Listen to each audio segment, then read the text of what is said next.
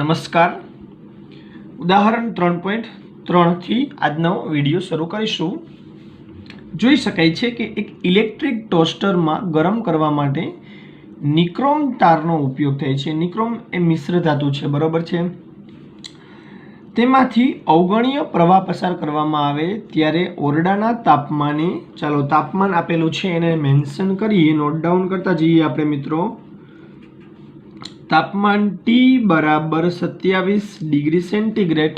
Okay, અવરોધ આપેલો છે, અવરોધને કહેશું R, 75.3 ઓહમ. Very good. જેટલો મળે છે જ્યારે ટોસ્ટરને 230 વોલ્ટના ઉદ્ગમ સાથે જોડવામાં આવે છે, મીન્સ આપણા માટે એ રાશિ થઈ ગઈ V બરાબર 230 વોલ્ટ. તો અમુક સેકન્ડ બાદ તેમાંથી પ્રવાહનું મૂલ્ય, ચલો પ્રવાહ બી આપેલો છે, I બરાબર 2.68 એમ્પિયર જેટલું સ્થાયી બને છે, સ્ટેડી બને છે. Very good. પછી પ્રવાહ બદલ થતો નથી. તો નિક્રોમના તારનું સ્થાયી તાપમાન શોધો. ચલો તાપમાન અગેન પૂછેલું છે અને છેલ્લે આપ્યું છે આલ્ફા. નિક્રોમ તારનું આલ્ફા છે 1.70 multiply by 10⁻⁴ degree centigrade inverse. તમને એક વસ્તુમાં ધ્યાન દોરવા ઈચ્છું છું. અહીંયા આલ્ફા એને મિત્રો તાપમાન ગુણાંક કહેવાય, બરોબર છે. ટેમ્પરેચર કોએફિશિયન્ટ અચળાંક છે. હવે આલ્ફા મિત્રો જેમાં આપ્યું હોય ને, માનો કે કેલ્વિનમાં આપ્યું હોય તો બધા જ તાપમાન કેલ્વિનમાં રાખી શકાય, પણ અહીંયા ડિગ્રી સેન્ટીગ્રેડમાં આપ્યું છે તો આપણે બધા જ તાપમાનને ડિગ્રી સેન્ટીગ્રેડમાં જ ફાઇન્ડ આઉટ કરીશું કે રાખીશું. હવે બે તાપમાન છે મિત્રો, તો T1 and this is the T2. તો અહીંયા સેમ વસ્તુ એવી થશે R1 અને R2. તો how we can find that register value R2 using ohm's law? V બરાબર IR. શા માટે આવું કહું છું? મારા મગજમાં છે ને એક સૂત્ર માંડ્યું છે દોડવા. અત્યારે કયા સૂત્રની વાત કરું છું? એક એવા ફોર્મ્યુલાની મારા સૂત્રમાં જરૂરિયાત ઊભી થઈ કે જેમાં આલ્ફા આવે, તાપમાન આવે અને રજિસ્ટર આવે. તો આપણે સૂત્ર ભણી ગયા છીએ, R બરાબર R0 1 plus alpha T minus T0. ધોરણ 11 સાયન્સનું સૂત્ર છે, સાબિતી. આપણે એમાં મિત્રો બે અવરોધ આવે છે, બે તાપમાન આવે છે. ચલો બે તાપમાન તો થઈ ગયા, આલ્ફા બી થઈ ગયું, તો બે અવરોધ ઘટે છે, બરોબર. તો આપણે પહેલા ગોતીએ ઓહમનો નિયમ. ઓહમનો નિયમ શું કે છે? V બરાબર IR. તો મિત્રો R ને કરતા બનાવો V ના છેદમાં I. એકચ્યુઅલી આને હું R2 નામ આપવા ઈચ્છીશ, બરોબર. V ની કિંમત છે ભાઈ 230 છેદમાં છે 2.68. હવે આને તમારે છે ને સરસ મજાના એક કેલ્ક્યુલેટરની મદદથી વેલ્યુ ફાઇન્ડ આઉટ કરશું એટલે એપ્રોક્સિમેટલી આટલી મળશે, 85.8 ઓહમ. આ મિત્રો આપણો R2 મળી ગયો. But please remember, this is not our final answer. આ તો એક ઇન્ટરમીડિયેટ સ્ટેજ ગોઈતું. હવે આપણે ઓલું સૂત્ર યુઝ કરી શકશું, બરોબર છે. અવરોધ અને તાપમાન આવે એવું સૂત્ર. થિયરીનું ટાઇટલ છે અવરોધકતાનો તાપમાન પરનો આધાર. ઓકે મિત્રો, થિયરી નંબર છે 3.8. ચલો આગળ વધીએ આપણે કામકાજમાં. ફોર્મ્યુલા થઈ અવરોધ નું તાપીય અવલંબન. આટલું બધું યાદ ન રહે તો કંઈ વાંધો નહીં. અવરોધ R બરાબર R0 1 plus alpha T minus T0. This is the main formula. ચલો હવે આમાં કરેક્શન કરીએ, સુધારો કરીએ, બરાબર. વેર વી હેવ ટુ ચેન્જીસ. આને R2 કહેવાય, આને R1 કહેવાય, બ્રેકેટ 1 પ્લસ આલ્ફા T2 કહેવાય અને T1 કહેવાય. T0 means T1. હવે જે પૂછેલું છે એ અહીંયા છે, T2 છે, પણ વિચાર તો કરો, T2 બાદબાકીમાંય છે ને ગુણાકારમાંય છે ને સરવાળામાંય છે, તો બધાને ભાંગ તોડ કરવી પડશે. ચલો R2 ને પહેલા અંદર ગુણીએ મિત્રો. R2 ગુણ્યા 1 એટલે R1 ગુણ્યા 1 એટલે R1, વચ્ચે આવ્યું પ્લસ આ એક જ પદ ગણાય ને, તો શું થઈ ગયું? R1 alpha T2 minus T1. હજી આપણે સૂત્રનો કરતા અહીંયા પડેલો છે, તો પહેલાં તો જે R1 છે એને સામેની બાજુ મોકલીએ. That means we will get R2 minus R1 on right side as it is R1 alpha T2 minus T1. હજી જે જોઈએ છે સૂત્રોનો કરતા એ આ બંનેના ગુણાકારમાં છે, તો આ ગુણાકારને ભાગાકારમાં મોકલી દો. ધેટ ફોર સૂત્રોનો કરતા થયું T2 માઇનસ T1. આ બેને છેદમાં મોકલો. કોના છેદમાં? R2 માઇનસ R1 છેદમાં R1 આલ્ફા. હજી તમે જોઈ શકો છો આ જે સ્ટેપ આવી ગયું એને તો તમે સરળતાથી સોલ્વ કરી શકશો, પણ T2 માઇનસ T1 છે, આપણે શું જોઈએ છે? Only T2. તો આ T1 માઇનસ છે, આ બાજુ આવે તો plus T1. R2 minus R1 this is the one bracket divide by R1 alpha plus T1. Ready? હવે આમાં બધાની કિંમત મૂકીએ એટલે આન્સર. ચલો R2 ની કિંમત આપણને ખબર છે. યસ મિત્રો, R2 ની કિંમત આપણે ફાઇન્ડ આઉટ કરી અને મળી 85.8 માઇનસ 75.3. R1 ની કિંમત બરાબર છે, divide by 75.3 into alpha. Alpha કેટલું છે? 1.7 ગુણ્યા 10⁻⁴. આને સોલ્વ કરીએ અને એમાં T1 ઉમેરીએ. T1 એટલે કેટલા ડિગ્રી સેન્ટીગ્રેડ? 27 degree centigrade. તો હવે આપણો ફાઇનલ આન્સર આવશે, ફૂલ એન્ડ ફાઇનલ આન્સર. આ બે સ્ટેપ્સ સોલ્વ કર્યા બાદનો સીધો જ હું આન્સર લખું છું 847 ડિગ્રી સેન્ટીગ્રેડ. તો છેલ્લે એક વાક્ય એડ કરી દેવાનું, માટે તેનું સ્થાયી તાપમાન 847 ડિગ્રી સેન્ટીગ્રેડ થશે. બરાબર છે? આ છે ઉદાહરણ નંબર 3.3. અને તમને એક વસ્તુ હાઇલાઇટ કરાવું છું મિત્રો, ઉદાહરણ 3.4 જે બોર્ડમાં પૂછાયેલું હતું માર્ચ 2020માં, એ આપણે પ્રીવિયસ વિડીયોમાં જોયું છે. મીન્સ હવે આપણી પાસે થિયરી આવશે. એ થિયરીનું નામ છે 3.9 વિદ્યુત ઉર્જા અને પાવર મીન્સ કાર્યત્વરા. ચાલો, ટોપિક છે વિદ્યુત ઉર્જા અને પાવર.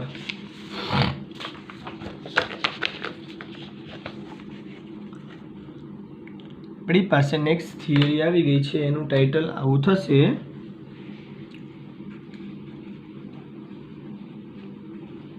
વિદ્યુત ઉર્જા અને પાવર. પાવરનું બીજું નામ શું છે, અથવા ગુજરાતી નામ પાવર એ અંગ્રેજી શબ્દ છે, ગુજરાતી થાય કાર્યત્વરા. કાર્ય કરવાનો સમય દર.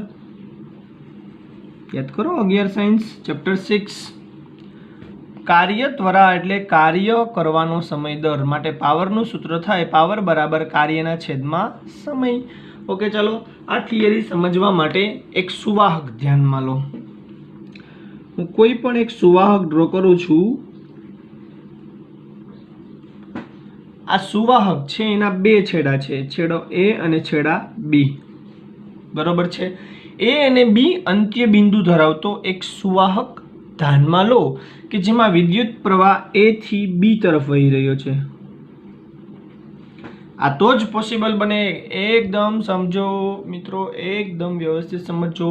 આ તો અને તો જ પોસિબલ બને A ના વોલ્ટેજ વધુ હોય અને B ના વોલ્ટેજ ઓછા હોય, કારણ કે વિદ્યુત પ્રવાહનો નિયમ છે હંમેશા વધુ વોલ્ટેજવાળા પોઈન્ટથી ઓછા વોલ્ટેજવાળા પોઈન્ટ તરફ એ જતો હોય છે મિત્રો. તો આપણે હવે શું લખશું કે અહીંયા V નો વોલ્ટેજ એ B ના વોલ્ટેજ કરતા વધુ છે. V of A is greater than V of B. માટે PD લખવું હોય તો લખી શકાય વિદ્યુત સ્થિતિમાન નો તફાવત. વિદ્યુત સ્થિતિમાનનો તફાવત હું અહીંયા લખી શકું, એને V તરીકે દર્શાવું તો એ થાય મોટામાંથી નાનું બાદ V of A minus V of B. ચલો આટલું એકવાર ફરીથી રિવિઝન કરીએ. અને એ ભાઈ ગ્રેટર ધેન 0 છે. V of A મોટું છે, મોટામાંથી નાનું બાદ કરું તો સરવાળો ધન આવે, એટલે એને ગ્રેટર ધેન 0 કહેવાય. આટલું રિવિઝન. આકૃતિ ધ્યાનમાં લો, એમાં એક સુવાહક બતાવેલો છે. સુવાહકના બે છેડાઓ અંત્ય બિંદુ મીન્સ છેડાઓ A અને B. ધારો કે વિદ્યુત પ્રવાહ એ થી બી તરફ વહી રહ્યો છે, એના માટે એક બેટરી જોડવી પડશે. અહીંયા છેડો એ, અહીંયા પ્લસ બેટરીનો માઇનસ છેડો અને અહીંયા બેટરીનો ધન છેડો. ધારો કે આ વસ્તુ તો જ પોસિબલ છે કે જો એના વોલ્ટેજ બી કરતાં વધુ હોય, એ બિંદુને વધુ વોલ્ટેજવાળો બેટરીનો છેડો જોડેલો હશે. માટે પીડી લખવું હોય તો લખી શકાય મોટામાંથી નાનું બાદ મીન્સ ગ્રેટર ધેન 0. હવે ધારો કે એક સૂક્ષ્મ સમયગાળો લઉં છું ડેલ્ટા ટી જેટલો. ડેલ્ટા ટી જેટલા સમયગાળાની હવે ચર્ચા કરીએ.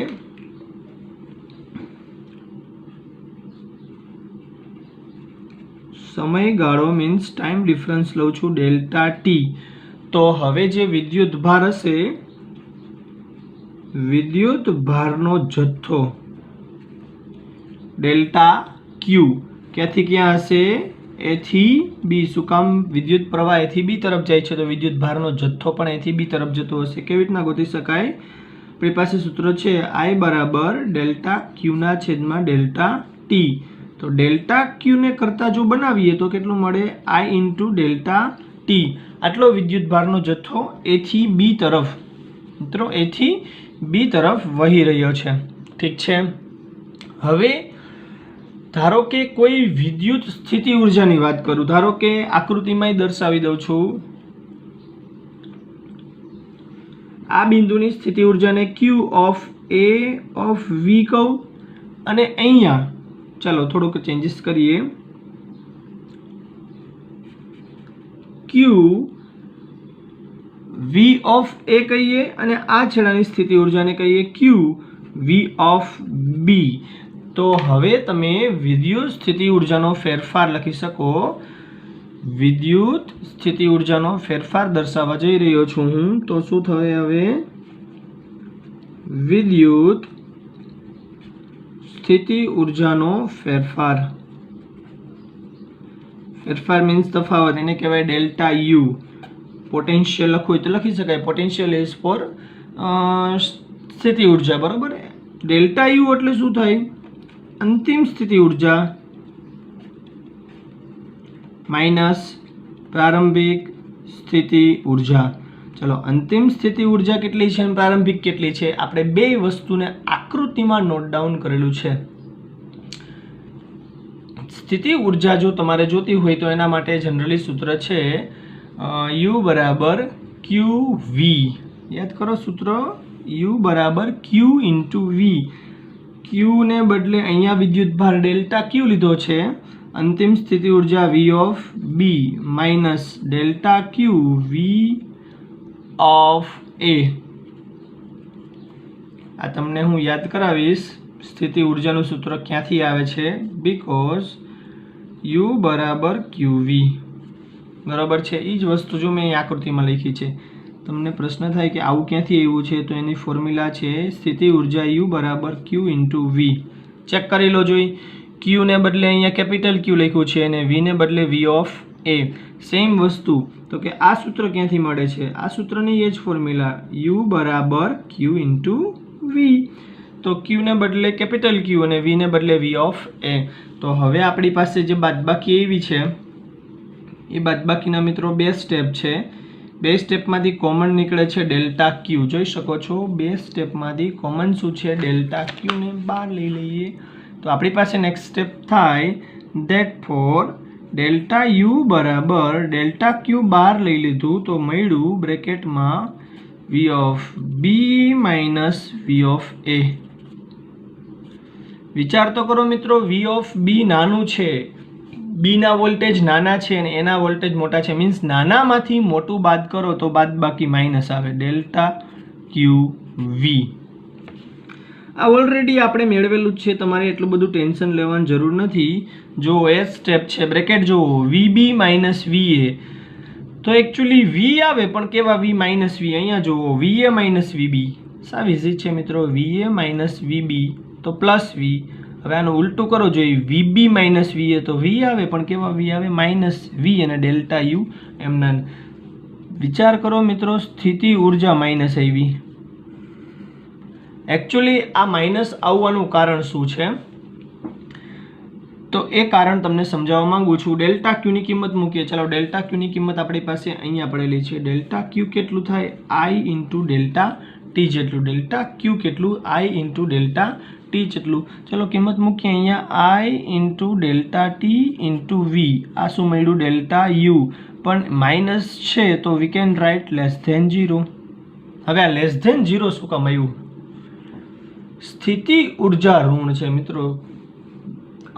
એવું કહેવા માંગે છે સ્થિતિ ઉર્જા ઋણ છે તો ગતિ ઉર્જા ધન હોય કે નહીં? હા, સ્થિતિ ઉર્જા અને ગતિ ઉર્જા એક સિક્કાની બે બાજુઓ છે. વ્યવસ્થિત હવે ભાઈ, સ્થિતિ ઉર્જા અને ગતિ ઉર્જા એક સિક્કાની બે બાજુઓ છે. જો સ્થિતિ ઉર્જા મિત્રો માઇનસ આવે એનો મતલબ ગતિ ઉર્જા ધન હોવી જોઈએ. એ વસ્તુ શું દર્શાવવા માંગે છે કે કુલ ઉર્જાના નિયમનું હંમેશા શું થાય છે?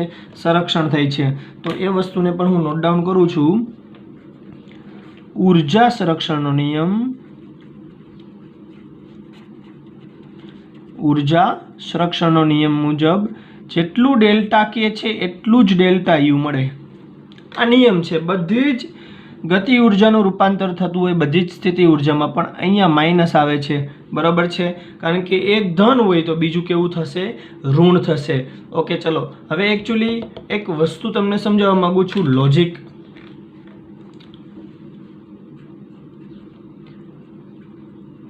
પદાર્થનું ગરમ થવું. એક પેરેગ્રાફ છે નાનકડો એવો. તમે પંખો જોયો છે? કોઈ પણ વાયર જોયો છે? તમારો મોબાઈલ ફોનનું ચાર્જર જોયું છે? આ બધા ગરમ થાય છે. તો એનો મતલબ શું? હું ફેન ઓન કરું છું શું ગરમી માટે? શું મોબાઈલનું ચાર્જિંગ જે આપણે જોયું હોય, બરાબર છે, થોડાક સમય જુઓ અને એમાં હાથ રાખો, ચાર્જરનો જે ડટ્ટો કહીએ છીએ ને, તો એ ગરમ થઈ જાય છે. તો શું આપણે મોબાઈલનું ચાર્જર ગરમી મેળવવા માટે કરીએ છીએ? શિયાળો હોય તો હા મજા આવી ગઈ. નહીં, એવું નથી. તો ગરમી આવે છે ક્યાંથી? ઉત્પન્ન ક્યાંથી થાય છે? તો એમાં એક સરસ જવાબ આવે. અંદર રહેલા ઇલેક્ટ્રોનને ઉર્જા મળે. આ ઉર્જા ક્યાંથી મળશે? ચલો હું સ્ટેપ બાય સ્ટેપ આગળ વધતો જાઉં છું. અંદર રહેલા ઇલેક્ટ્રોનને ઉર્જા મળી. આ ઉર્જા ક્યાંથી મળશે મિત્રો? એને બેટરીમાંથી. અને ઇલેક્ટ્રોન ગતિ કરશે. ઇલેક્ટ્રોન ગતિ કરે એટલે કેની રચના થાય? વિદ્યુત પ્રવાહની રચના થશે. સ્ટેપ 1. પણ અહીંયા ઇલેક્ટ્રોનની ગતિ છે એ ડ્રિફ્ટ ગતિ છે. ડ્રિફ્ટ ગતિ એટલે કેવી ગતિ? અથડામણવાળી ગતિ. અને કેવી ગતિ? અસ્તવ્યસ્ત.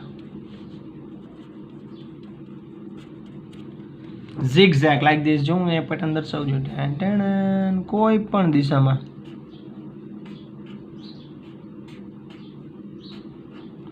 આ zigzag ગતિ કહેવાય, અથડામણવાળી અસ્તવ્યસ્ત ગતિ. એનો મતલબ શું થાય કે અહીંયા ઇલેક્ટ્રોન દોડવાનું શરૂ કર્યું. સમજો, ઇલેક્ટ્રોન અહીંયા છે, બેટરીમાંથી ઉર્જા મળી એટલે એની ગતિમાં વધારો થયો. ઇલેક્ટ્રોન પ્રવેગિત ગતિ કરી એમ કહેવાય. વધી ગતિ, વધી. અહીંયા આવ્યો, દિશા બદલાઈ ગઈ. શું કામ દિશા બદલાય છે? અથડામણ થાય. અથડામણ કોની થાય? ઇલેક્ટ્રોનની. તો અથડામણમાં શું એક જ વ્યક્તિ હોય તો અથડાઈ જાય? કાર હોય એકલી દોડી જતી હોય, શું એકલી અથડાઈ જાય? નહીં. અથડામણ માટે ઓછામાં ઓછા 2 પર્સન કે 2 ઓબ્જેક્ટ્સ જોઈએ. એક અહીંયા ઇલેક્ટ્રોન છે, તો બીજું કોણ એવું છે જે અથડામણ ઇલેક્ટ્રોન સાથે કરે છે? એને મોટા અક્ષરે લખી દઉં. ઇલેક્ટ્રોનની આયનો સાથે અથડામણ થતી હોય. આયનો જો ન લખવું હોય તો બીજું લખી શકાય, પરમાણુ સાથે અથડામણ થતી હોય. અથડામણ કરવામાં આ 2 વસ્તુનો સિંહ ફાળો છે. આ 2 ભેગા થાય એટલે બરાબર કરીને લખી શકાય અથડામણ. સમજો લોજિક. પદાર્થ ગરમ કેમ થાય છે? હવે આપણે પદાર્થને ગરમ કરીએ, મગજ ગરમ નથી કરવાનો. ફરીથી અહીં સુધીનું. પદાર્થ કેમ ગરમ થાય? અને આ જેટલી વાત કરતા વાર લાગે એટલી વાત સમજતા મીન્સ કે એટલી ગરમ થતા વાર લાગતી નથી. બહુ ઝડપી પ્રક્રિયા છે. ધારો કે કોઈ ઇલેક્ટ્રોનને ઉર્જા મળે છે. ઉર્જા ક્યાંથી મળશે? બેટરીમાંથી. તો ધારો કે અહીંયા ઇલેક્ટ્રોન હતો, એને ઉર્જા મળી બેટરીમાંથી, એટલે કે વિદ્યુત ક્ષેત્ર લખવું હોય તો પણ લખી શકાય. વિદ્યુત ક્ષેત્રની મદદથી ઇલેક્ટ્રોન કેવી ગતિ કરશે? પ્રવેગિત ગતિ. અને અહીંયા પહોંચશે. ધારો કે અહીંયા આયનો ઓલરેડી પડ્યા છે અથવા પરમાણુ ઓલરેડી પડેલા છે, તો આયનો પોતાના મધ્યમાન સ્થાનની આસપાસ દોલન ગતિ કરતા હશે. જો આવી એકચ્યુઅલી હું તમને આમ પણ શો કરી શકું છું. વર્ટિકલ આને કહેવાય વર્ટિકલ ગતિ અથવા તો હોરિઝોન્ટલ વાઇબ્રેટરી મોશન, બરોબર છે. તો હવે શું થશે, ઇલેક્ટ્રોન આ દોલન કરતા આયનો સાથે અથડાશે. આવી રીતના આયનો દોલન કરે છે, આ ઇલેક્ટ્રોન આવ્યો અથડાશે, જો આવી રીતના, બરોબર. અથડામણ બાદ ઇલેક્ટ્રોન પોતાની ઉર્જા આયનોને આપી દેશે. સાવ ઇઝી છે. ઉર્જા મેળવી કોણે? ઇલેક્ટ્રોને. હવે અથડામણ થઈ તો એ ઉર્જા કોને આપી દેશે? આયનોને. અને ઇલેક્ટ્રોન ધીમો પડી જશે ને પોતાની દિશા બદલશે. ધારો કે કોઈ પણ દિશામાં ઉપર જાય છે, વળી પાછી ઉર્જા મેળવશે, વળી પાછું અહીંયા અથડામણ અનુભવશે, વળી પાછી પોતે મેળવેલી ઉર્જા ઇલેક્ટ્રોને બેટરીમાંથી અથવા તો વિદ્યુત ક્ષેત્રમાંથી મેળવેલી ઉર્જા કોને આપી દેશે? આયનોને આપી દેશે. તો જુઓ, વિચાર કરો, જેટલી વાર અથડામણ થઈ ને, હું એમ કહી શકું છું, જેટલી વખત ઇલેક્ટ્રોન અને આયનો અથડાશે એટલી વખત મિત્રો શું થશે? ઉર્જા કોને કોને આ ટ્રાન્સફર કરશે? ઇલેક્ટ્રોન ઉર્જા મેળવશે બેટરીમાંથી. અથડામણ વખતે ઇલેક્ટ્રોન ઉર્જા આપી દેશે આયનોને. ઓલરેડી આયનો અગાઉ જ ગતિ કરતા હતા, હવે એ ઝડપી ગતિ કરશે અને મોટા કમ્પ્રેશન સાથે. જો પહેલા ધારો કે આટલા વિસ્તારમાં જ ગતિ કરતા હતા, આને કહેવાય દોલનનો કંપ વિસ્તાર. હવે ઉર્જા મેળવીને એટલે એ મોટા મોટા દોલનો કરવા મળશે. અને આ પ્રક્રિયા અતિશય ચાલુ હશે. મેં તો તમને એક જ ઇલેક્ટ્રોન દર્શાવ્યો. ધાતુમાં તો 10⁻29 ઘાત જેટલા ઇલેક્ટ્રોન્સ હોય છે. એને આપણે બોલવું હોય, લખવા હોય, મીંડા મૂકવા હોય, એકડા પછી મૂકો 29 મીંડા, આટલા બધા ઇલેક્ટ્રોન દોડાદોડી કરતા હોય. અને પરિણામે આ જે આયનો છે એ વધુ ને વધુ ઝડપી ગતિ કરવા માંડે, બરાબર. માટે પદાર્થ શું થાય છે? ગરમ થાય છે. આ છે લોજિક, પદાર્થનું ગરમ થવું. હવે આપણે જે ટોપિક ભણવા બેઠા છીએ એ ટોપિકને હવે હાઇલાઇટ કરું છું. વિદ્યુત ઉર્જાનું સૂત્ર. એ સૂત્ર આપણે છે ને આ ફોર્મ્યુલા છેલ્લે કે ઇટકાતા, છેલ્લી ફોર્મ્યુલા કઈ હતી ત્યાં ધ્યાનમાં લઈએ, આ સૂત્ર પરથી આગળ વધારીએ. I delta T into V. તો હવે આપણે જે ટોપિક ભણવા બેઠા છીએ એ ટોપિકને ધ્યાનમાં લેવો હોય તો એ ટોપિક આવી રીતના થશે. હવે ડેલ્ટા ટી સમયગાળામાં ઉત્પન્ન થતી ઉર્જા, આ ઉર્જાને હું ડેલ્ટા ડબલ્યુ તરીકે દર્શાવું કાર્ય તરીકે, તો શું મળ્યું હતું? I into delta T into V. હવે આ સૂત્ર અગાઉ આવી ગયેલું છે, બરાબર. માઇનસ હતું, માઇનસને ઘડીક દૂર કરેલું છે, ખાલી મૂલ્ય પસંદ કરેલું છે. તો હવે હું ડેલ્ટા ટીને છેદમાં મોકલીશ. આ ડેલ્ટા ટીને મિત્રો છેદમાં મોકલો તો જમણી બાજુ શું મળે? IV અથવા તો હું VI લખું છું. હવે કાર્યના છેદમાં સમય એને જ કહેવાય પાવર. P બરાબર VI, બીકોઝ P બરાબર કાર્યના છેદમાં સમય. તો આ એક ભયંકર સૂત્ર આવી ગયું. હા, હું હાથી કહું છું, હાથી, બરાબર. અગાઉ પણ હાથી કહેલું છે એક સૂત્રને. ભયંકર સૂત્ર આવી ગયું, P બરાબર VI. આનો ઘણી બધી જગ્યાએ ઉપયોગ છે. પાવર જોતો હોય તો તમે કેવી રીતના ગોતી શકો? V ગુણ્યા I. આ પાવર તમને તમારા ઘરનું જે ઇલેક્ટ્રિસિટીનું જે બિલ હશે ને ત્યાં પણ બતાવતું હશે. પાવરનો SI એકમ છે વોટ, બરાબર છે. તો એ SI એકમ વોટ છે. હવે આપણે શું કરીએ? પાવરના ઓહમનો નિયમ ઇન્ટ્રોડ્યુસ કરીએ. ઓહમનો નિયમ V બરાબર IR મૂકું છું. અહીંયા V બરાબર ઓહમનો નિયમ IR મૂક્યો, એને ગુણ્યા I. લોજિક શું થયું? V બરાબર IR મૂક્યું તો શું જવાબ મળ્યો? I ગુણ્યા I સ્ક્વેર R. હજી V નું સૂત્ર મૂક્યું ને, એને બદલે I ની કિંમત મૂકું. ફરીથી P બરાબર V એમના રાખવું.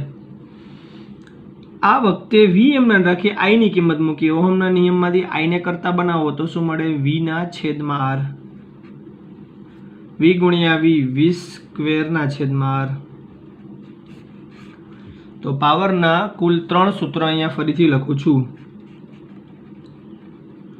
પાવર P બરાબર VI બરાબર I સ્ક્વેર R બરાબર V સ્ક્વેર ના છેદમાં R.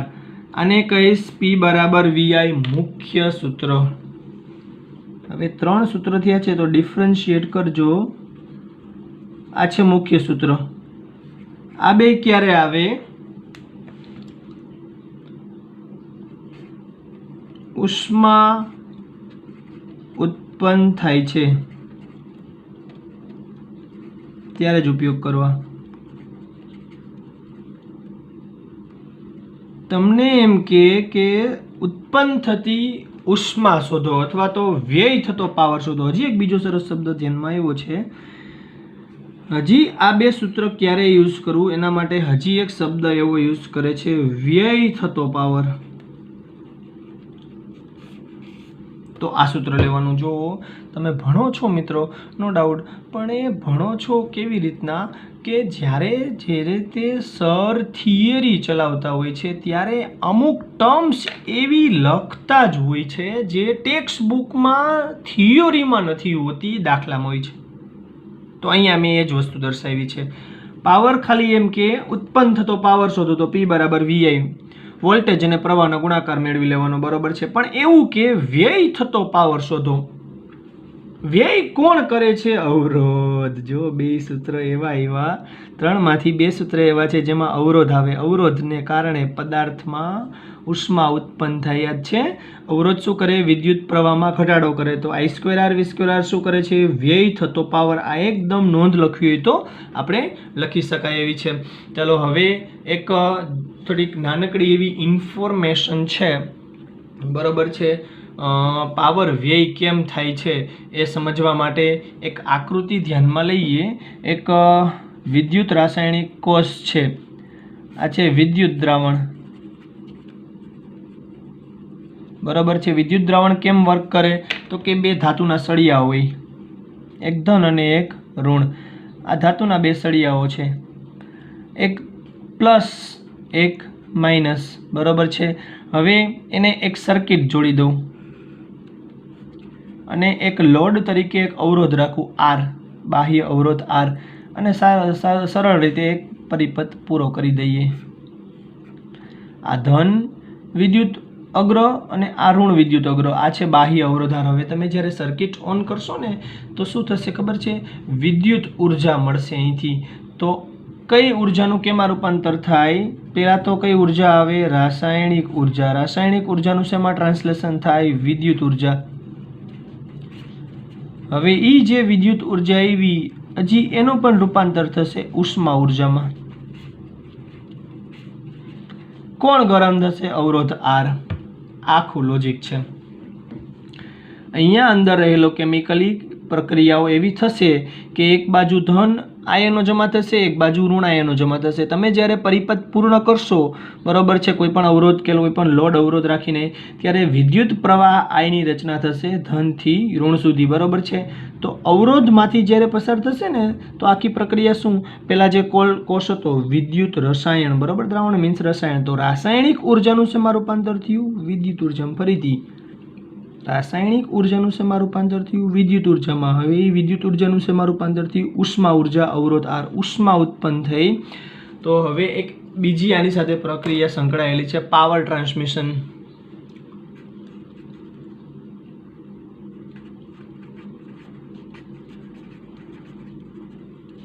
પાવર ટ્રાન્સમિશન, પાવર પ્રસારણ. તમારા ઘરે જે લાઇટ આવે છે, માનો કે આપણે રાજકોટમાં રહીએ છીએ, ખરું? આપણા ઘરે જે પાવર આવે છે, જે લાઇટ આવે છે, એનો પાવર પ્લાન્ટ શું રાજકોટમાં છે? નથી. જસ્ટ ફોર એક્ઝામ્પલ એવું વિચારીએ કે આપણી પાસે નર્મદા ડેમ છે, નર્મદા જિલ્લામાં, બરોબર છે, કેવડિયા ખાતે. તો ત્યાં હાઇડ્રો ઇલેક્ટ્રિસિટી પાવર પ્લાન્ટ છે, જળ વિદ્યુત પાવર પ્લાન્ટ, કે પાણી છોડો mgh નું રૂપાંતર થાય 1/2 અને પાવર મળે છે. તો છેક નર્મદા જિલ્લામાંથી સપોઝ એક્ઝામ્પલ આપું છું, ધારો કે ટોરેન્ટ અમદાવાદ પ્લાન્ટ છે, ત્યાંથી આપણા ઘરે અમદાવાદ ટોરેન્ટનો પ્લાન્ટ હોય, નર્મદા હોય, સુરત ઉકાઈ ડેમ હોય, બરોબર છે. આવા તો ઘણા બધા પાવર પ્લાન્ટ છે ગુજરાતમાં કે ઇલેક્ટ્રિસિટી આપણા રાજકોટ સુધી આવે છે. તો તમે જોઈ શકો છો બહુ મોટા તાર હોય અને જનરલી આ તાર છે ને સિટીની બહાર હોય, જ્યાં વધુ વસ્તી હોય એનાથી બહાર રાખેલા હોય. એનું વોલ્ટેજ છે ને મિત્રો બહુ ઉચ્ચ વોલ્ટેજ હોય. તો મારો પ્રશ્ન એવો છે, ક્વેશ્ચન લખું છું, શા માટે પાવર પ્રસરણ, બરોબર છે, કે પાવર પ્રસારણ હંમેશા ઉચ્ચ વોલ્ટેજે કરવામાં આવે છે?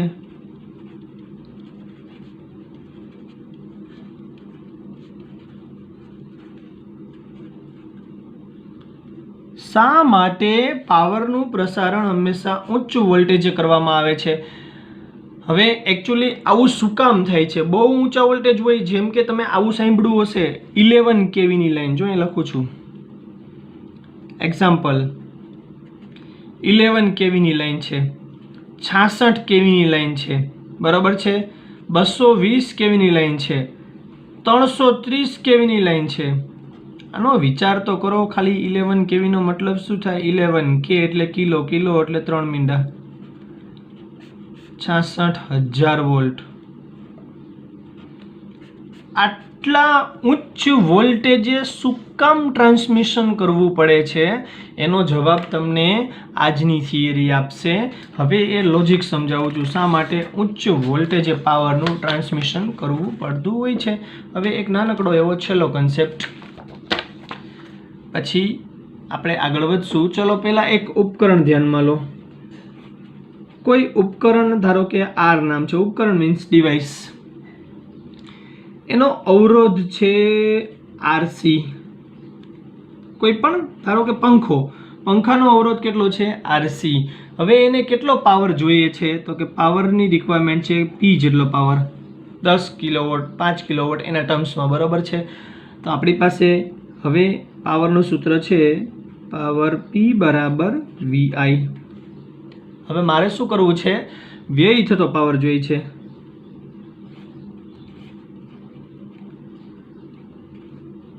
વ્યય થતા પાવરને ધારો કે પીસી કહું છું, તો હવે તમારે આ સૂત્ર પરથી વ્યય થતો પાવર શોધી શકો નહીં, તમારે જવું પડે આઈ સ્ક્વેર આર, આરને બદલે આરસી. હવે શું કરીએ મિત્રો? એમાં આઈની કિંમત મૂકીએ તો આપણી પાસે બીજું સૂત્ર આવશે પી સ્ક્વેર આરસી, ફરીથી પી સ્ક્વેર છેદમાં વી સ્ક્વેર આરસી. આ ક્યાંથી આવ્યું? તો કે આ સૂત્રમાં કિંમત મૂકી. આમાં આઈને કરતા બનાવો તો શું મળ્યું? વીના છેદમાં પીના છેદમાં વી. આઈને કરતા બનાવ્યો, વી છેદમાં આવ્યો, પીના છેદમાં વી, પણ સ્ક્વેર છે, પી સ્ક્વેરના છેદમાં વી સ્ક્વેર. ફરીથી હું મોટા અક્ષરે લખું છું, પીસી બરાબર મુખ્ય પાવર પી સ્ક્વેર આરસી છેદમાં વી સ્ક્વેર. હવે તમારે આ એક સૂત્ર પરથી આ વસ્તુ સમજવાની છે. કેટલો પાવર જોઈએ છે? પી સ્ક્વેર જેટલો. કેટલો પાવર વ્યય થાય છે? પીસી જેટલો. કેટલો અવરોધ છે? આરસી જેટલો. કેટલા વોલ્ટેજ તમારે આપવા પડશે? વી સ્ક્વેર જેટલા. તો વિચાર કરો જોઈએ, પીસીનું નામ શું છે? વ્યય થતો પાવર. શા માટે વિદ્યુતનું પ્રસારણ, પાવરનું પ્રસારણ હંમેશા ઉચ્ચ વોલ્ટેજે કરવામાં આવે છે? હજારો માઇલ સુધી દૂર લઈ જવું હોય તો ઉચ્ચ વોલ્ટેજ શું કામ રાખવામાં આવે છે? 11 કેવીન, 66 કેવીન, 220 કેવીન, બરાબર છે. આ તો જસ્ટ એક્ઝામ્પલ આપ્યું. કેટલા બધા મોટા મોટા તાર હોય તમે જોઈ શકો છો. આપણે જે અલગ અલગ સિટીમાંથી જ્યારે બહાર નીકળતા હોય ત્યારે ઉચ્ચ પાવર ટ્રાન્સમિશન આપણા હેડ ઉપરથી પસાર થતા હોય છે. શા માટે આવું જરૂરી પડે છે? જોવું, વોલ્ટેજ છેદમાં છે. જેટલા વોલ્ટેજ વધારો કરશે પાવર ટ્રાન્સમિશનમાં, એટલો વ્યય થતો પાવર ઘટી જાય. બસ સિમ્પલ એન્ડ સરળ લોજિક. વી છેદમાં છે ને પીસી અંશમાં છે. ફરીથી છેલ્લી વાર, કારણ કે આ સૂત્ર સાબિત કરવું પડે તમારે આટલા સ્ટેપ. વોલ્ટેજ અને વ્યય થતો પાવર એકબીજાના વ્યસ્તમાં છે, માટે જેટલા વોલ્ટેજ વધુ એટલો વ્યય થતો પાવર ઓછો. માટે હંમેશા ઉચ્ચ જે પાવર ટ્રાન્સમિશન છે એ ઉચ્ચ વોલ્ટેજે કરવામાં આવે છે. પછી આપણું ઘર આવે, આપણા ઘરમાં તો માત્ર 230 વોલ્ટની રિક્વાયરમેન્ટ હોય. માત્ર કારખાનાની વાત કરો, ઇન્ડસ્ટ્રીની, તો 440 વોલ્ટની રિક્વાયરમેન્ટ હોય. આપણી પાસે છે કેટલા? 11 કેવી. 11 કેવી એટલે 11,000 વોલ્ટ. 11,000 વોલ્ટમાંથી કા આપણે 230 જોઈએ છે ને કા આપણે 440. તો આ વોલ્ટેજ વધાર્યા. હવે આપણા ઘર પાસે વોલ્ટેજમાં શું કરવું પડે? ઘટાડો. તો અહીંયા ટ્રાન્સફોર્મર મૂકી દે એ લોકો. જોયા હશે ને, ટીસી કહો તમે જનરલી શું કહો છો? આપણા ઘરની પહેલાં કે કારખાના પહેલાં કે સ્કૂલ પહેલાં એક ટ્રાન્સફોર્મર મૂક્યું હોય. એ વોલ્ટેજમાં શું કરે છે? ઘટાડો. વધારો શું કામ કરવો પડ્યો એ મેં તમને સમજાવ્યું. જેટલા વોલ્ટેજ વધુ રાખો એટલો પાવરનો વ્યય ઓછો થશે, કારણ કે વોલ્ટેજ અને પીસી એકબીજાના વ્યસ્તમાં છે, માટે એટલો પાવરનો વ્યય થશે. મીન્સ બને છે કેવું જનરલી કે આ છે power generator, means power plant, PP. આ છે કેબલ્સ અને આ છે લોડ. લોડ એટલે કે તમારું ઘર જ્યાં પાવરનો વપરાય કરવો છે. મોસ્ટલી કેવું થતું હોય છે, આ ટેકનોલોજી એવી પહેલાં કેવું થતું હતું કે જે વાયર છે એ વાયરને પોતાને અવરોધ હોય. અહીંથી માનો કે હું 400 વોટ પાવર મોકલું છું, બરાબર છે. આ કોઈ પણ ઘર છે, ઘરને જરૂર છે 200 વોટની. જસ્ટ ફોર એક્ઝામ્પલ આંકડા સેટ કરું છું. પાવર પ્લાન્ટ કેટલો પાવર ઉત્પન્ન કરે છે? ધારો કે 400 વોટ. કોઈ પણ ઘર છે એને 200 વોટની જરૂર છે. પણ અગાઉ કેવું થતું હતું કે આ જે અવરોધ છે ને વચ્ચે તારનો અવરોધ, એ વોલ્ટેજ ઘટાડીને ઘણું બધું ઘટાડી નાખતું. ધારો કે 100 વોટ, ધારો કે 150 વોટ, આટલું બધું ઘટાડી નાખે. તો ઘરને જોઈ છે, લોડને જોઈ છે 200 વોટ, પણ આ જે અવરોધ છે એ 150 વોટ લઈ જાય છે, 100 વોટ વધવા દે છે. હજી અલગ અલગ રેન્જ હોય હો ભાઈ, 300 વોટ સુધી લઈ જાય. તો કહેવા એટલું માગું છું કે વાયરની લંબાઈ આ બેયની વચ્ચે ખૂબ વધુ છે, માટે અવરોધ ખૂબ બધો વધી જશે. તો આ લોકોએ શું કર્યું, એ અવરોધ ભલે વધે કાંઈ વાંધો નહીં, પણ વોલ્ટેજ સામે વધારી દીધા, કે એટલા બધા વોલ્ટેજ વધાર્યા કે પીસી મીન્સ વેઇટ તો પાવર શું થઈ ગયો, ઓછો થઈ ગયો. આ એક નાનકડો એવો કન્સેપ્ટ છે. ઓકે, જો થિયરી પૂછાય મિત્રો, થિયરી 4 માર્ક્સ માટે હું આઈએમપી મૂકું છું. વિદ્યુત ઉર્જા અને પાવર જ્યારે એનસીઈઆરટી આવ્યું એ પહેલાં ખૂબ જ અગત્યની થિયરી મનાતી હતી. 4 માર્ક્સમાં થિયરી આઈએમપી છે વિદ્યુત ઉર્જા અને પાવર. ઓકે, આ ચેપ્ટરમાંથી 4 માર્ક્સમાં. ઓકે, બરાબર. એ પ્રમાણે તો હું તમને શું કહેવા માગું છું કે તમારે આ થિયરીના વેઇટેજ 4 માર્ક્સ લખવાના છે. ઓકે, કેવી રીતના કે જે સ્કીમ આપી છે બોર્ડવાળાએ એમાંથી ફેરફાર કરે છે જનરલી હો, that's why I M telling you. તો 4 માર્ક્સ તમારે લખવાની છે થિયરી. ઓકે, બરાબર છે. ચલો નેક્સ્ટ થિયરી. આપણી નેક્સ્ટ થિયરી થશે અવરોધોનું સંયોજન. સંયોજન મીન્સ એક કરતાં વધુ અવરોધોને જોડવાશું. કાં તો શ્રેણીમાં હશે, કાં તો સમાંતરમાં હશે, અથવા તો એનું મિશ્ર જોડાણ હશે, શ્રેણી સમાંતર. ઇન ધેટ કેસ આ ટોપિક આપણે ચેપ્ટર 2માં સ્ટડી કર્યું છે, કેપેસિટરના શ્રેણી અને સમાંતર જોડાણ. બસ અહીંયા capacitor will be replaced by the resistor. Okay, ચલો અવરોધોનું સંયોજન. પહેલાં લઈએ શ્રેણી જોડાણ. તો કોને શ્રેણી જોડાણ ગણવું? પહેલાં તો અવરોધનો કોઈ એક છેડો ધ્યાનમાં લો. આ રેઝિસ્ટર એટલે કે આપણો અવરોધ R1 થશે. ત્યાર પછી એ જ્યારે છેડો પૂરો થાય છે, બરાબર, તેની સાથે જ એક બીજો અવરોધ લઈ લો, એ છેડાને જોડી દો. આને નામ આપીએ R2. ચાલો, 2 અવરોધો આપેલા છે. આ ડાબી બાજુનો છેડો, R1 નો જમણી બાજુનો છેડો. તરત જ R2 નો ડાબી જમણો મીન્સ કે એક રેઝિસ્ટર પૂરો થાય છે, બીજો ત્યાંથી જ શરૂ થાય, 1 બાય 1. ઓકે, તો આવા અવરોધોને જો આમ લાઇનમાં જોડાય એમ કહી શકાય, એમ સિરીઝમાં જોડાય એમ કહી શકાય. આવા જોડાણને અવરોધોનું મિત્રો શ્રેણી જોડાણ કહેવાય છે. હવે તમારે શ્રેણી સમાંતરમાં 2 રાશિઓનો ઉલ્લેખ કરવાનો.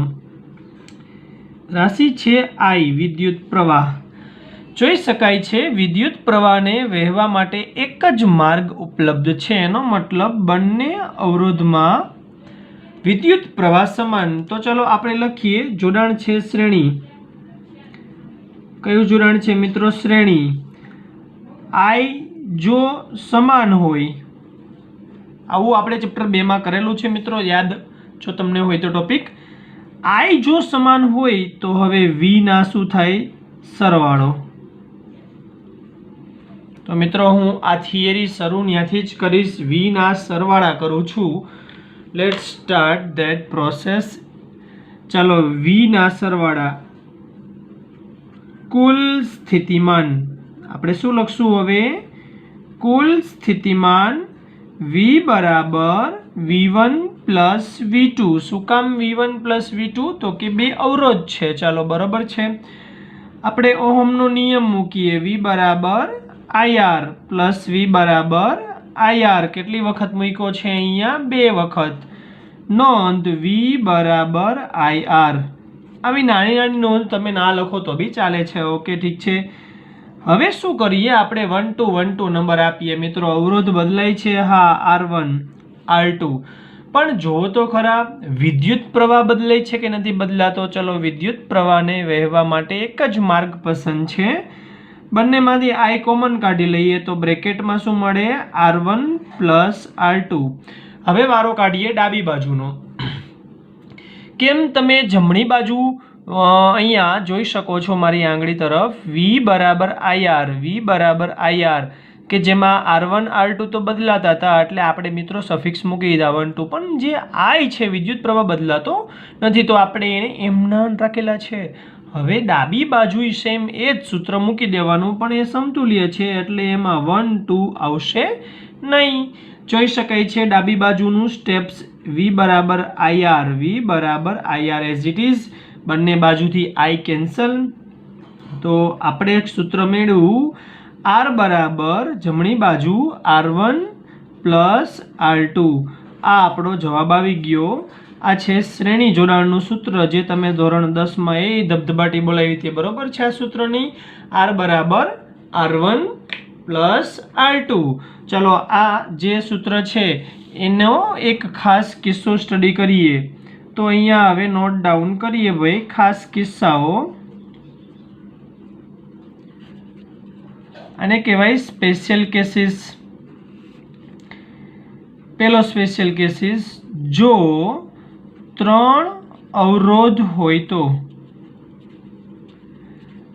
આ સેમ પ્રક્રિયા મિત્રો V બરાબર V1 plus V2 plus V3 સુધી કરશું, બરોબર છે.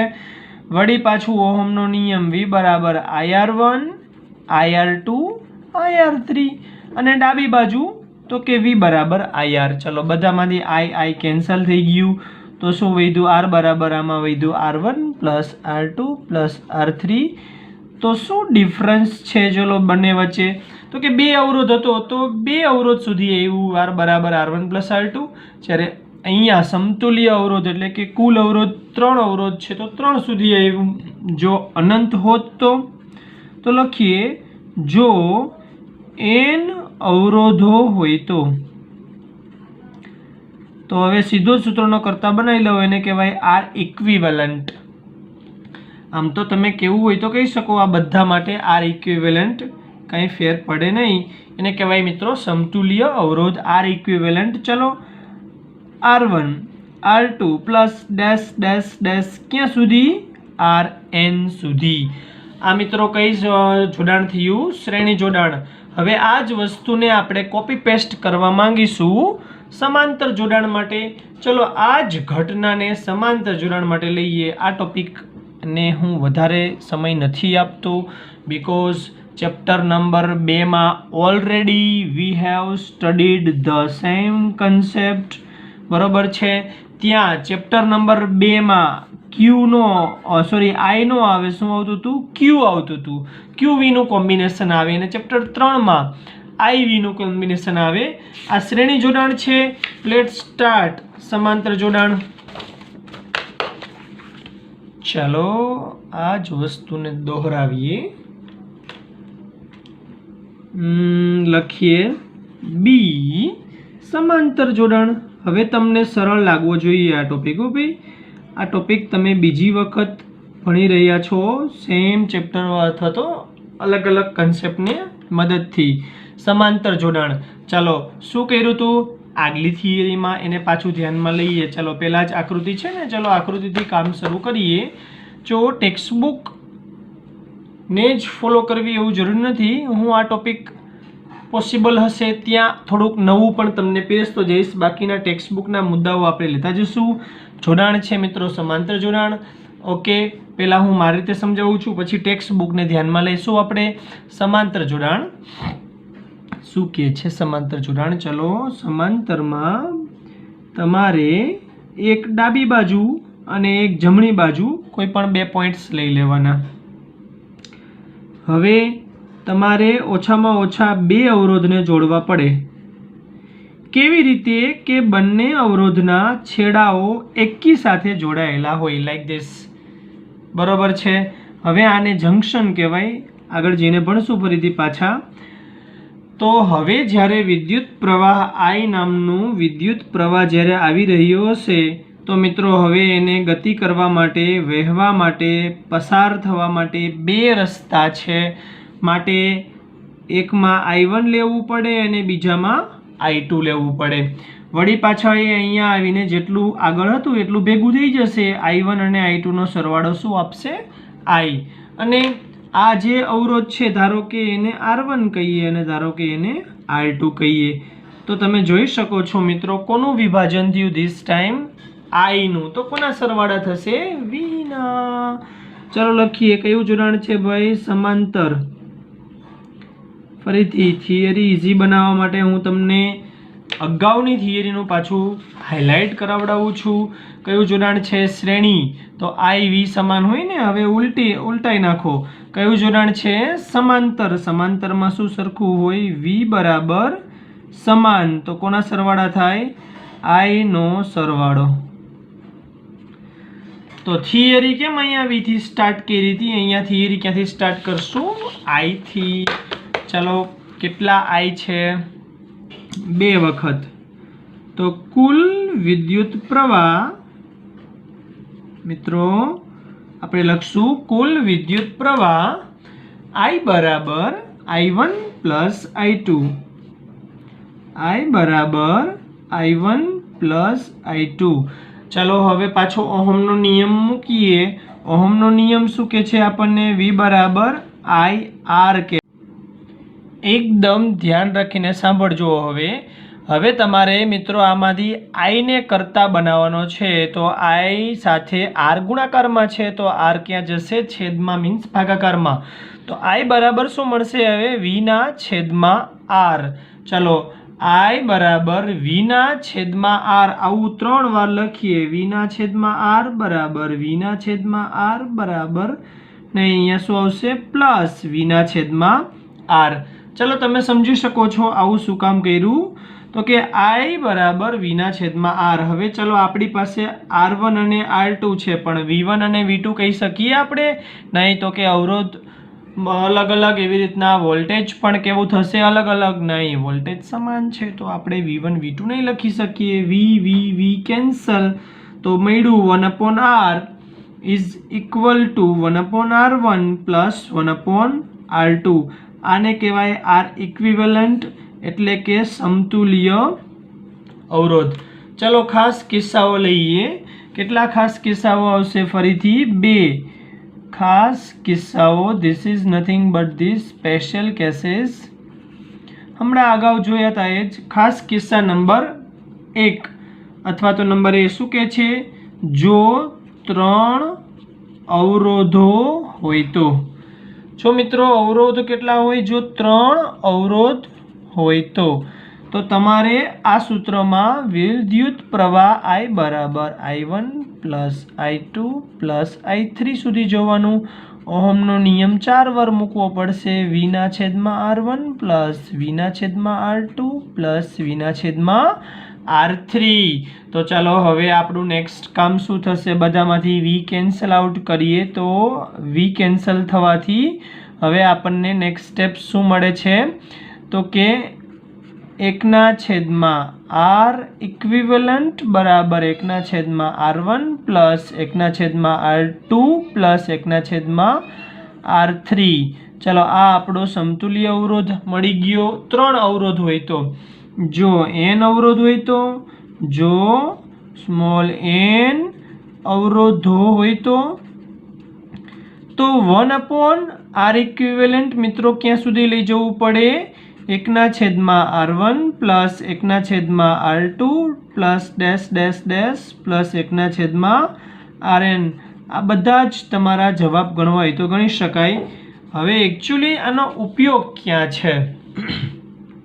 નો ડાઉટ થિયરી અગત્યની નથી। હું તમને ઝૂમ ઇન કરીને બતાવું છું કે શું વસ્તુ અગત્યની છે। રાઈટ હિયર અહીંયા જે વસ્તુ તમને લખેલી જોવા મળે છે ને, V બરાબર સમાન ને I ક્યાંક સમાન છે, આ વસ્તુ પર ખાસ ફોકસ કરીએ તો સમાંતર જોડાણ હોય તો v સમાન થાય અને i ના સરવાળા. તો થિયરી જો કેમ યાદ રખાય મિત્રો, જે રાશિ સરખી હોય ને ત્યાંથી થિયરી શરૂ નહીં કરવાની, જે રાશિ અલગ પડતી હોય એના સરવાળા કરવાના. મીન્સ અહીંયા સમાન, અહીંયા લખવું હોય તો અલગ કહી શકાય અલગ, પણ મેં લખ્યું સરવાળો, એના સરવાળા ચાલુ કર્યા. તો ચલો હવે આપણે નેક્સ્ટ કામમાં આગળ વધી જઈએ. ટેક્સ્ટ બુકમાં થિયરી કેવી રીતના છે, જસ્ટ એકવાર એને ઓવરવ્યૂ તમને શો કરું છું કે ટેક્સ્ટ બુકમાં કેવી રીતના વાત આપેલી છે. ચલો પેજ નંબર હું છું 107 પર મિત્રો. પેજ નંબર 107 તમારે ઓપન કરવાનું થશે. સાંભળતા જાઓ શાંતિથી. ટોપિક છે 3.10 અવરોધોનું સંયોજન, શ્રેણી અને સમાંતર. ચલો પહેલા 2 અવરોધ માટેની આકૃતિ છે, પછી 3 અવરોધ માટેની આકૃતિ છે, પછી 2 અવરોધોનું સમાંતર જોડાણ છે. આ જે સ્ટાર્ટિંગનો વિભાગ છે આટલો આ પેજનો બરાબર છે, એ ઇન્ટ્રોડક્શન છે. અહીંથી થિયરી સ્ટાર્ટ નથી થતી. તો તમારે આ હોમવર્કમાં ના લખશો તો બી ચાલશે. તો હોમવર્ક તમારું શરૂ થાય છે પેજ નંબર 108 પરથી. શ્રેણીમાં જોડેલા 2 અવરોધોને ધ્યાનમાં લો. અહીંયા તમારે ટાઇટલ આપવાનું છે મિત્રો નંબર 1 અવરોધોનું શ્રેણી જોડાણ. બરાબર, આ કામ ફરજિયાત તમારી ટેક્સ્ટ બુકમાં હોવું જોઈએ મિત્રો. નંબર 1 અવરોધોનું શ્રેણી જોડાણ. તો ક્યાં સુધી એ થિયરીને જવા દેવાની છે તમારે? સૂત્ર નંબર 39 સુધી, 3.39. હવે સમાંતર જોડેલા છે ને અહીંયા લખવાનું નંબર 2. ટાઇટલ આપું છું, ટેક્સ્ટ બુકમાં ફરજિયાત આ કામ કરવાનું છે મિત્રો. નંબર 2 શું લખશો? અવરોધોનું સમાંતર જોડાણ. આ ક્યાં સુધી જવા દેવાનું છે? તો કે સૂત્ર નંબર 3.51 સુધી. એકવાર તમે ત્યાં સુધી પહોંચી જશો સૂત્ર નંબર 3.51 પછી તમને એક એક્ઝામ્પલ શો કરેલું છે. આ એક્ઝામ્પલ એ દાખલામાં આપણે જોશું તો ફટાફટ ક્લિયર થશે. એકચ્યુઅલી શું કહેવા માંગે છે એ જોઈ લઈએ. જસ્ટ પાતળું એવું રિવિઝન કે વસ્તુ એવી છે, અહીંયા 1, 2, 3 અવરોધો આપ્યા છે અને પૂછેલું છે વોલ્ટેજ અથવા પ્રવાહ મેળવો. તો ચલો સરળતાથી ગોતીએ. R1 R2 R3 માંથી કોણ પહેલા ઇઝીલી સોલ્વ કરી શકાય એવું છે? તો કે જવાબ મળ્યો ભાઈ R2 અને R3 નું સમાંતર જોડાણ છે. એ બેને ઉકેલી નાખો અને કોઈ નવો અવરોધ કહી દીધો R ઇક્વિવેલન્ટ 2 3. પછી આ 2 અવરોધ શ્રેણી જોડાણમાં આવ્યા, એ બેને ભેગા કરો તો એક અવરોધ ફરીથી R2 R3 સમાંતરમાં છે તો એનું સમતુલ્ય મેળવું. મિત્રો સમાંતરમાં હોય તો છેદમાં સરવાળા 1/R ઇક્વિવેલન્ટ, પણ ઇક્વિવેલન્ટ કુલ કોનું છે? 2 3 નું છે. ઓકે, 1/R2 + 1/R3 લસા લીધો અને વ્યસ્ત કર્યું તો આટલું મેળવ્યું R1 R2 R3 છેદમાં R2 + R3. હવે એમ કરવાથી આ 2 અવરોધ કાઢી નાખો અને એની જગ્યાએ એક નવો અવરોધ મૂકવાનો જેની કિંમત કેટલી હોય? R ઇક્વિવેલન્ટ 2 3 જેટલી. ઓકે, ચલો એ 2 અવરોધો કેવું છે મિત્રો? સમાંતરમાં કે શ્રેણીમાં? એક જ લાઇનમાં જોડેલા છે. શ્રેણી જોડાણ. શ્રેણી જોડાણમાં અંશમાં સરવાળા. તો R ઇક્વિવેલન્ટ 1 2 3 આ લોકોએ નામ ખતરનાક આપ્યા છે. R ઇક્વિવેલન્ટ 1 2 3 એટલે કોનો સરવાળો? R1 + R equivalent 2 3 means R1 + R equivalent 2 3 નો સરવાળો. ઇન ધેટ કેસ કે શ્રેણી જોડાણ છે તો અંશમાં સરવાળા, અને સમાંતર જોડાણ છે તો છેદમાં સરવાળા. હવે તમને કુલ અવરોધ મળ્યો. ઓહમનો નિયમ મૂકો ને જલસા કરો. ઓહમનો નિયમ I = V ના છેદમાં R. R ઇક્વિવેલન્ટની કિંમત મૂકો અને જે પ્રોસેસ છે લસાને એ વસ્તુ લો એટલે તમારું કામ અહીંયા તમામ થાય છે. ચલો આપણે જે શ્રેણી સમાંતરની થિયરી હમણાં જોઈ બરાબર, એના જેવા દાખલાઓ લઈએ. એટલે કે સ્વાધ્યાયનો દાખલા નંબર 3 અને 4 સ્ટડી કરી શકાશે રાઈટ નાઉ. પેલા લઈએ 3.3 નું A. 1 ohm, 2 ohm, 3 ohm. ચલો R1 R2 R3. R1 is given by 1 ohm, R2 is given by 2 ohm and R3 is given by 3 ohm ના 3 અવરોધો શ્રેણીમાં જોડેલા છે. અવરોધોનું જોડાણ ફિક્સ થઈ ગયું. શ્રેણી જોડાણ. ચાલો આ સંયોજનનો કુલ અવરોધ જોડો. કુલ અવરોધ ગોતવાની વાત છે તો લખશું શ્રેણી જોડાણ કુલ અવરોધ. જો તમે દાખલો ગણી રહ્યા છો તો બહુ લાંબી ડિટેલ્સની જરૂર નથી. નાના ટાઇટલ બનાવી દોશો તો બી ચાલશે, પણ યાદ એટલું રાખવાનું શ્રેણી જોડાણ છે કે સમાંતર. શ્રેણી જોડાણ તો સમતુલ્ય અવરોધના સરવાળા થશે અંશમાં R1 + R2 + R3. હવે ઘણી વખત શ્રેણી જોડાણને RS પણ કહે છે. S for not Shaileshbhai is for series connection. Okay, series resistance. કિંમત મૂકી 1 ઓહમ + 2 ઓહમ + 3 ઓહમ. 1 + 2 + 3 ને 2 5 ને 1 6 ઓહમ. તો કુલ અવરોધ થઈ ગયો RS = 6 ઓહમ. આ તમારો આન્સર કમ્પ્લીટ થઈ જશે અહીંયા. બીજી વખત શું પૂછેલું છે, સ્મોલ બી ખાસ શીખવાનું છે અહીંયા, કે જો આ સંયોજનને 12 વોલ્ટ જેટલું EMF, તો આ છે answer number small B. V બરાબર 12 વોલ્ટ જેટલું EMF અને અવગણ્ય આંતરિક અવરોધની થિયરી હવે પછી ભણશું. બેટરી સાથે જોડવામાં આવે છે તો દરેક અવરોધને છેડે વોલ્ટેજનો તફાવત. ચલો, કુલ અવરોધ 12 છે તો 12 ના કેટલા ભાગ પાડવાના છે? 3 ભાગ. ત્રણેયને સરખા મળત, પણ ત્રણેય 4 તેરી 12 બરોબર છે. બધાને 4 વોલ્ટ મળત. એ ક્યારે થાય ખબર છે? બધા અવરોધની કિંમત સરખી હોય. તો અહીંયા અવરોધની કિંમત સરખી નથી, તો થોડુંક કામ વધી જશે આપણું. પહેલા ઓહમનો નિયમ યાદ કરીએ ભાઈ. ઓહમનો નિયમ શું કહે છે? ઓહમનો નિયમ આપણને V બરાબર IR. V બરાબર IR. ચલો મિત્રો, આમાંથી R ને કરતા બનાવવું હોય તો R કેટલું મળે? V ના છેદમાં R. કુલ V કેટલું? 12. કુલ અવરોધ કેટલો? તો કે 6. તો એમ્પિયર કેટલા મળશે? 2 એમ્પિયર. આ આપણો ફાઇનલ આન્સર નથી મિત્રો, આપણને દરેક અવરોધના વોલ્ટેજનો તફાવત પૂછ્યો છે. તો હવે આપણે લખશું દરેક અવરોધ માટે વોલ્ટેજ તફાવત. દરેક અવરોધ માટે વોલ્ટેજ તફાવત લખીએ તો પહેલા માટે કહેવાય V1, ઓહમનો નિયમ IR. બરાબર છે, એકદમ સિમ્પલી કામ કરવાનું છે. V બરાબર I ગુણ્યા R.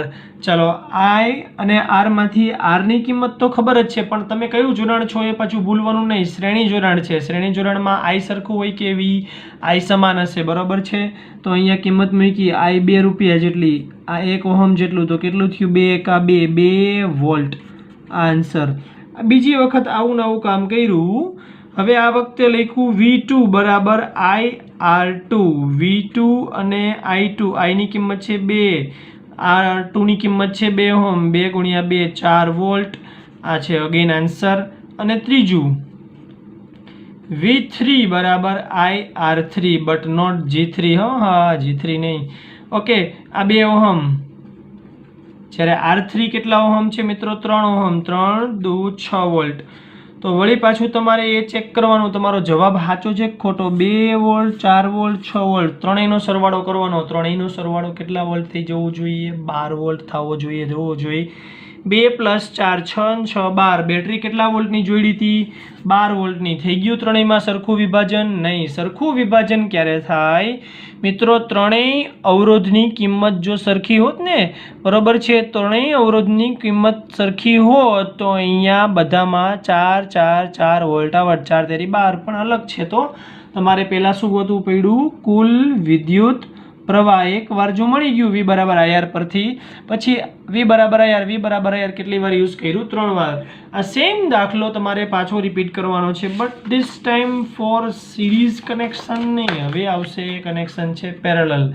ઘડીક શાંતિથી વિચારો છે. હું તમને રકમ તમારી જે ડિસ્પ્લે છે એમાં બતાવું છું. ઘડીક શાંતિથી જોવો જોઈએ શું કરશું અહીંયા. પહેલાં તો